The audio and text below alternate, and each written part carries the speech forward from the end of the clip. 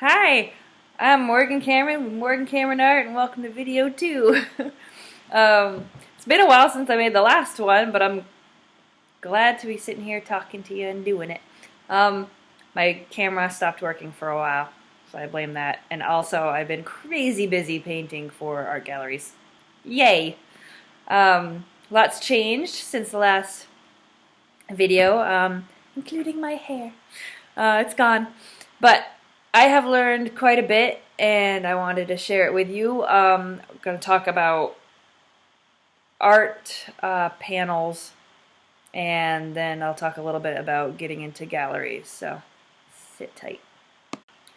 So, this past summer, just the last couple months, I have been painting like crazy for my gallery, which is a Bend Gallery in Denver, Colorado. Just one of my galleries out of two. The other one is Equus Gallery in Red Hook, New York. Love them both. So there was a huge art show. It's a Jackson Hole Fine Art Fair, their first show. And it is like the fifth largest art fair in the country, and so that's really exciting. And it is a bunch of galleries from around the country, and they all get together and they have a little booth space that they pay for, and it's like just like a mini gallery, and from a bunch of different places. It's really cool. I was lucky enough and have the most wonderful parents to get to go to this art show. It was the same week as my birthday, so as my birthday present and partly a business trip and also a little vacation for my family and I, we went to Jackson Hole, Wyoming, and we also got to go around Yellowstone and such, and it was an amazing trip. But it was great. Going to the art show was crazy. It was amazing. There's so much good art. Loved it. I recognized some of the artists in some of the different galleries from all over the country. So I like seeing one, and I'm like, that's Peggy Judy. I know her artwork. I talked to her on Facebook. I love her stuff. She's in the Equus Gallery as well. So it's cool to see someone that I recognize. I recognize one of the paintings that was like, I believe, on the cover of Southwest magazine. I was, wow, such good art. I really hope that they do it again. Like, there was enough of a success for all the galleries that were involved to do it again next year, because it was incredible. I've never been to anything like that before. It was like a convention, but for art galleries and artists. So I was honored by my gallery to be asked to paint some larger pieces for this show, and like they have so many amazing artists. For them to ask me, one of their newer, younger artists, to be involved was really something, and I can't thank them enough for giving me that opportunity. So they actually had 6 of my little 5x5 pieces. 3 of them I produced just for this show. A Bend Gallery has a little 5x5 show every year, so that a lot of the artists do, which is really cool. But they also asked me to do some larger pieces. I did 3 36x36 paintings. That's larger than I normally do, though in gallery, for galleries, that's not, like, that is as they said, a medium-sized painting. For me, it was big. But that's like a medium-sized painting. So I'm going to try to work my way bigger, and I'll talk to you about that with the panels. So I had 3 36x36 pieces in this show, which was awesome. It was really, really cool to have pieces in it, and getting to see them up on the wall with all the other artists in the gallery that I think are incredible. So that was something special. But I learned several things in the process of getting ready for this show. The biggest thing is the panels that I used. If there are any artists that watch this, I don't know what you paint on, but I used to paint on canvas, which is easier to find larger sizes. I paint exclusively pretty much on panel now. A lot of times, if you go under artists, and they said like it'll be like oil on panel or oil on board is what it'll say for the medium. So I ordered. I'm not trying to bash Jerry's Artorama because they're actually really good. I like ordering stuff from there. I tend to order stuff from Dick Blick more, but I ordered some pieces from some panels from Jerry's Artorama because it was such a good deal. I was having a hard time finding 36 by 36 panels online, 2-inch deep, and they had a package of 4 on sale for like $140 something. And I was like, wow, that's incredible. Here's why. So they were Da Vinci brand, a brand I never used before. I normally use gesso board, but those are usually smaller and often flat panels. Which, a quick note about the flat panels, I'm probably going to start using the all cradled panels. I just bought some 8x10s that were cradled, like half an inch, just because they're a little bit more rugged. And I've noticed the flat gesso board panels will start to warp a little bit towards the side that you painted on, and that's going to come. I have another tip for that I'm going to talk about in just a second. So I ordered these 4 panels and took it out. So excited! I couldn't believe I had 4 panels right there. I was going to do 4 for the show. Put it on my easel.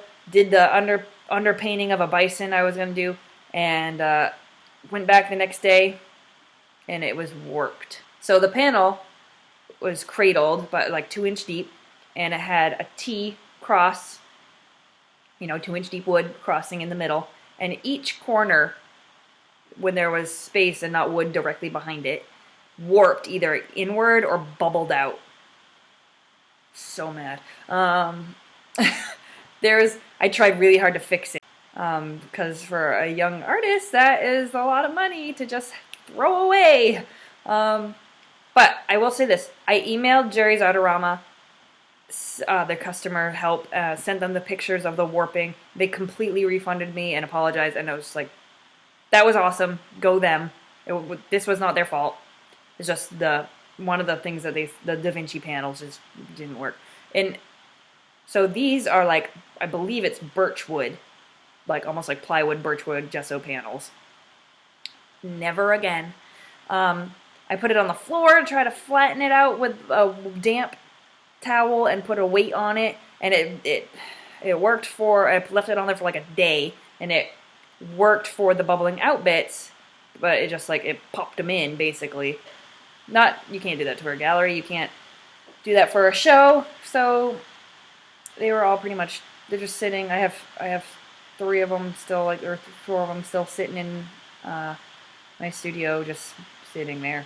I don't know what I'm going to do with them. It was really the time that I lost that was the biggest thing. Because I had a few weeks or a month to produce multiple pieces for this art show. Because I not only had to paint them, all multiple pieces, I had to let them dry. I had to take time to varnish them, let the varnish dry, and then I had to package them and ship them all the way to Colorado. So that takes time. And so I started to panic. So luckily, I live near Portland, Maine. It was 30 minutes away. Artists and Craftsmen, if you are in the area, what an amazing store. They have everything. And I was so happy when I saw that they had gesso board, my favorite brand panels. They had 36 by 36, 2-inch deep gesso board panels, and these are made on masonite.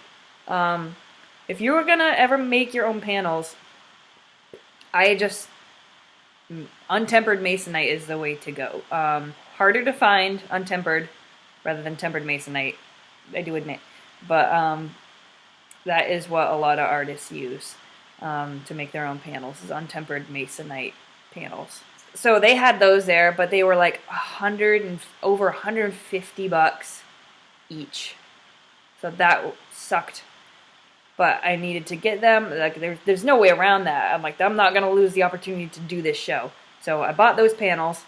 I did 3 of them.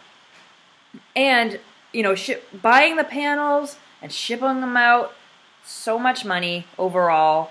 It was, but each painting of mine at the gallery for one of these paintings was over $4,000. So if I sell one of them, you get 50%. That covers, and then some, all those expenses. And then you have 2 other paintings to sell and make just pure profit off of. It's worth it.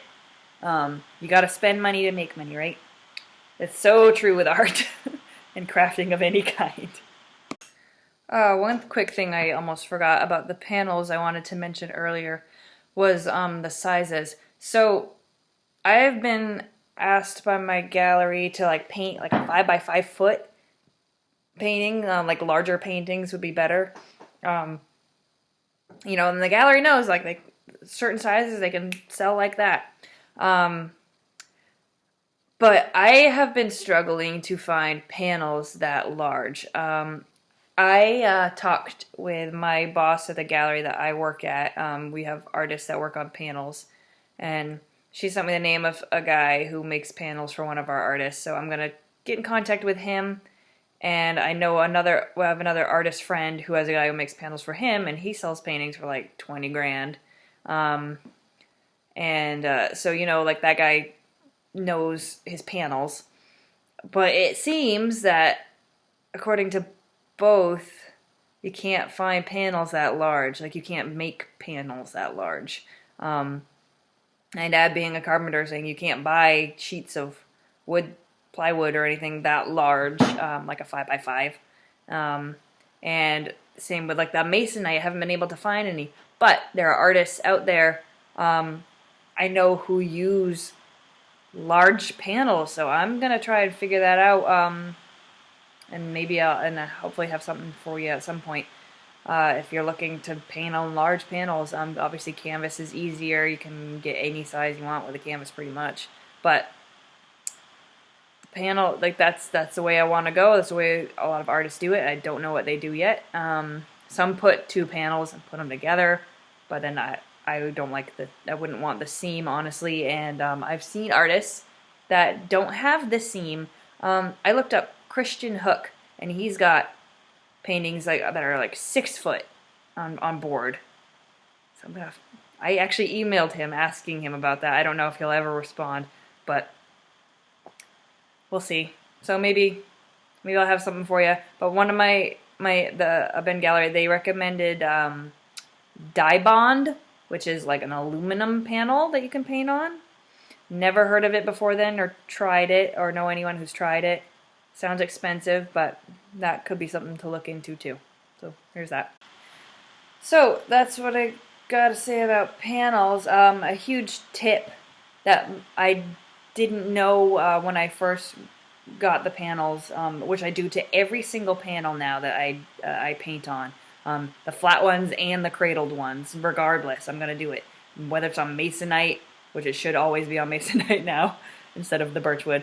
But my dad is a carpenter, and the first thing he told me, because he knows wood, he's like, well, you paint one side of the wood, you have to paint the other side, otherwise it warps, it dries and warps towards the side you painted. I'm like, what?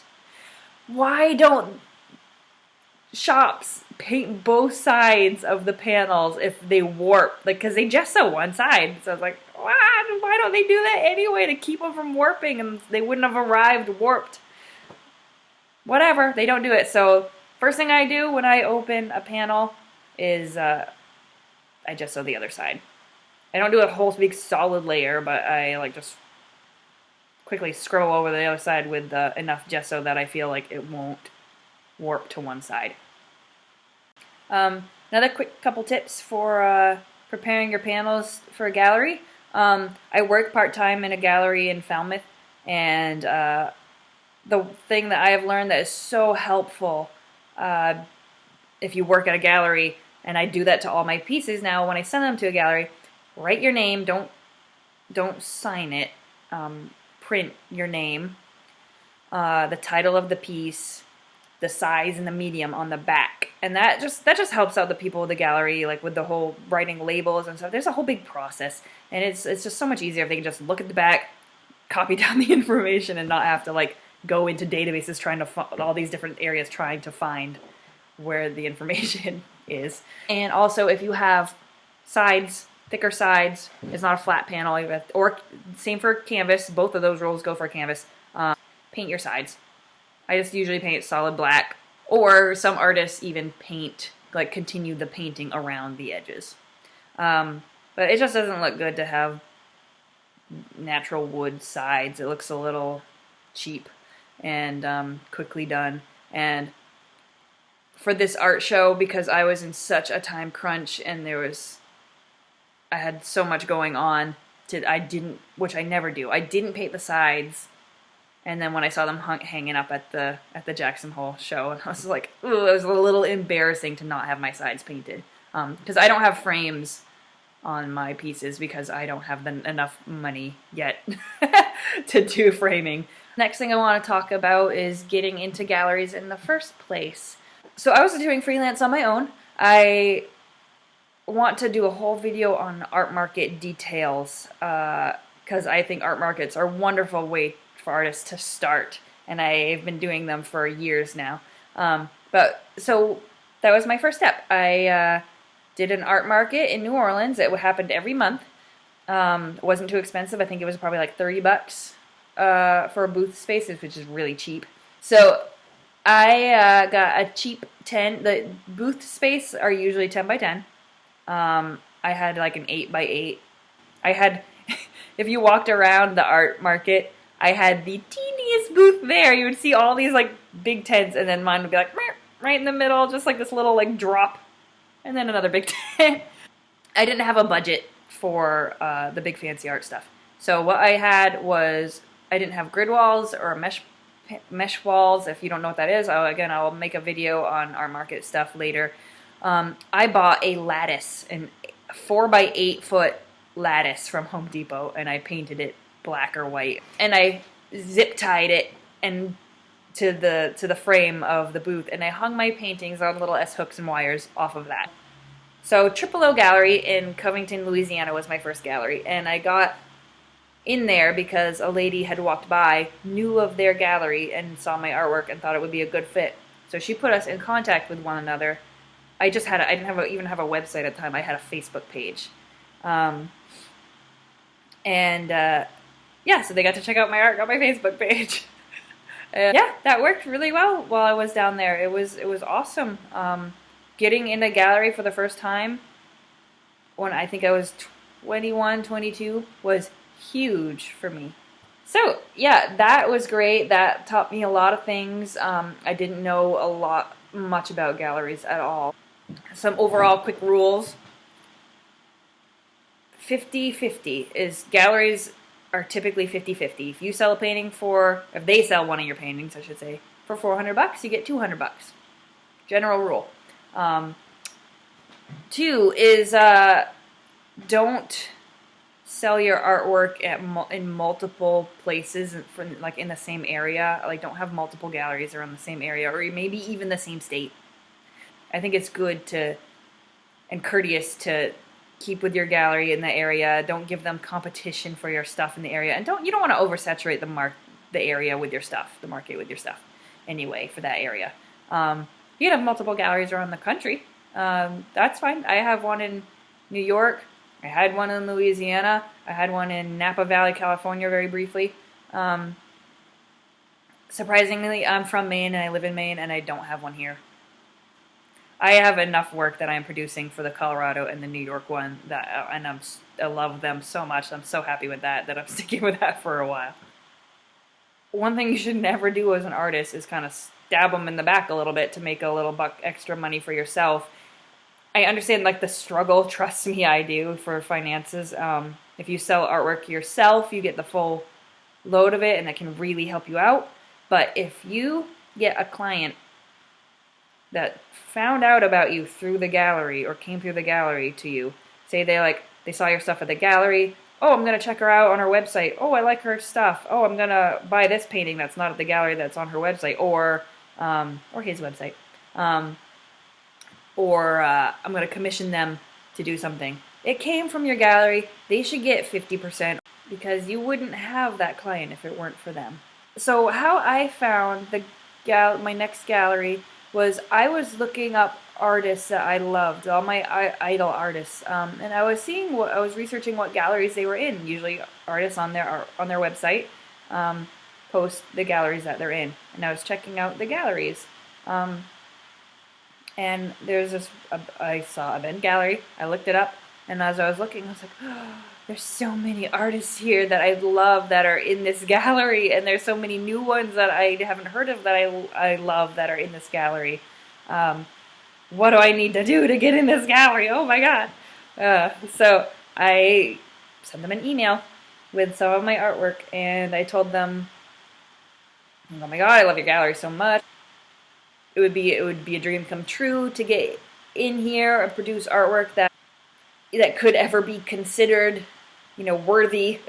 It was a dream come true gallery for me to have discovered there, and all I wanted was to be in it. I was just like, oh, if I could be in that gallery, it would mean that I have reached a point artistically that I could be in a place with some of my idols, like some of my artistic idols, be in the same gallery. Like, I would feel like a real artist. And I know that shouldn't justify for you, like, whether you think your art is good enough or not.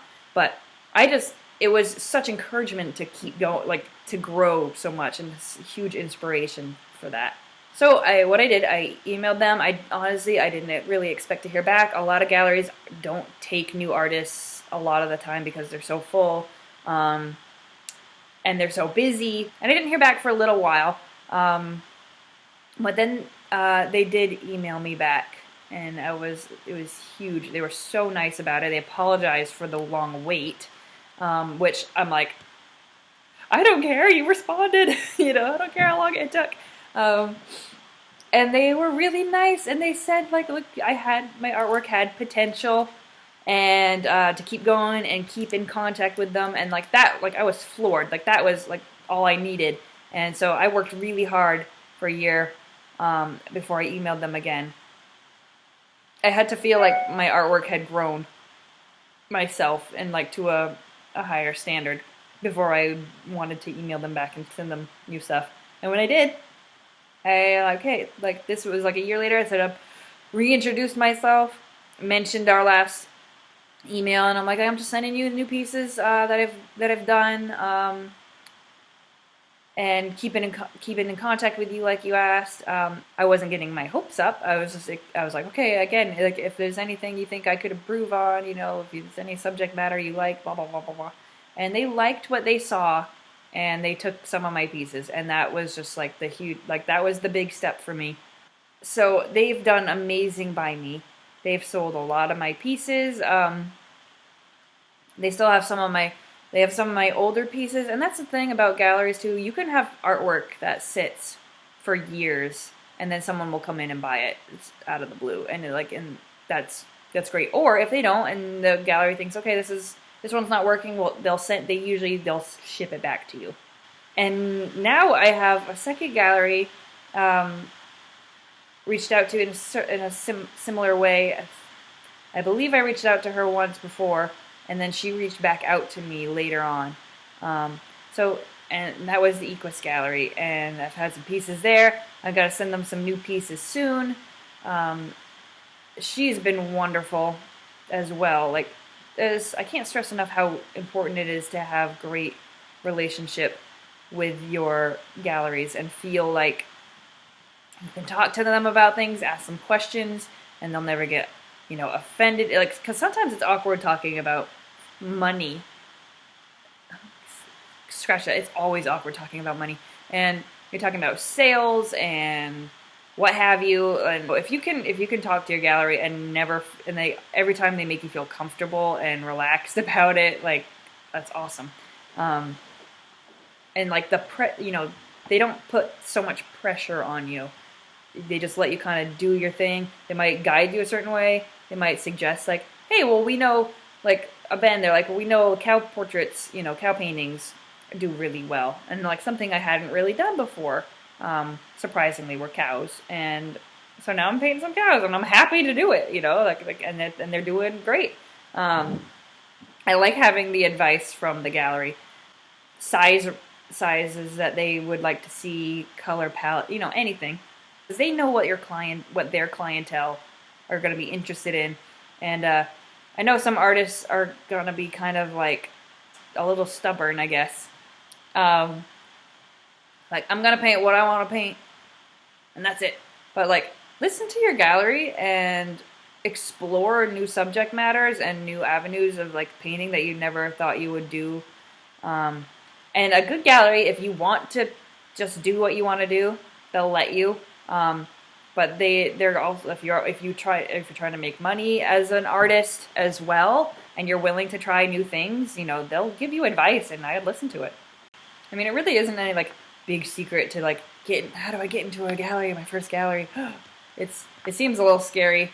Like, I definitely kind of wished I had somebody around who could have given me advice for certain things. I mean, I did in a little way, but I've learned a lot of stuff just by going for it and trying it, and I've been lucky and it's worked out. But don't be afraid to email galleries. You might not hear back, or you might hear back in a few months. And it might not be what they're looking for then, but down the road you might, you know, keep in touch with them. That might lead to something. And if you can, if there's a gallery in your area that you want to be in, go in person, go talk to them, go into the art gallery, look around at the artwork that's there. You want to find something that's a good fit for your subject matter and your style. If I don't have any galleries in Maine. Again, surprisingly, just be living here and being from Maine. But, like, a lot of the galleries in Maine have Maine landscape artwork. And that's not what I do. It wouldn't be a good fit. And though a lot of it's, like, realistic. But I'm sure there are galleries around that I haven't discovered yet that would be a good fit. But right now I am producing plenty for the two that I have. So that's fine with me. But if you have a gallery in your area that you want to go in, talk to them, mention. I've read a lot of rules online that are just like, you know, go in, don't mention that you're an artist, let them come and talk to you, and then, like, if it happens to slip in, you know, like, they're like, all these, like, weird schemes almost. It's like, if they don't ask about it, don't mention it, leave, come back another day, try to get that happen again. No, silly. Most of the time, you're going to find that people are just people, and people talk to each other. It's down-to-earth people. It should be so simple, really. And there's all this weird, like, pressure behind it, and I don't even know. It's some craziness. It's like, artists can be crazy, like, online. It's just like, no, they're just people. Go talk to them, email them, be yourself. And if they're weird and snooty about it, you don't want to be in their gallery anyway. Most gallery people that I find, though, seem to be really down to earth and nice. They can't take everybody who emails them. They have so much going on and such little space. A lot of the time, they have to rotate artists. You can't blame them for not taking your stuff. They'll know what fits or not. But, like, if you really want to get in somewhere, do your best to produce some work that's fitting for them, or find a gallery that fits your art on your own. It doesn't have to be where you live. Obviously, I had never been to Denver, Colorado. I've never been to a Ben gallery. I still haven't been to Equus Gallery. We just talk online and on the phone, and it works. And then I've been able to go to some art shows, with a Ben gallery at least, and then that's been good. So I'm gonna wrap it up before the video gets too long. So, like, there's just a bunch of things I want to talk about, but just after doing these art shows, I really thought talking about the panels was, like, an important thing that I had learned, and then just, you know, how to get in the gallery in general. That's what these are about, this video. So I hope you enjoyed it. I hope it helped somebody somewhere. Hopefully it won't be too long before I make another video. Let's see if my camera works again. It keeps saying, like, this camera is no longer connected. And then one day it'll just be connected. So I took advantage of it. Here we are. Alright. So thanks again for watching. Morgan Cameron. Morgan Cameron Art. MorganCameronArt.com. Blah, blah, blah. Alright. So we'll talk next time. I'll see you later.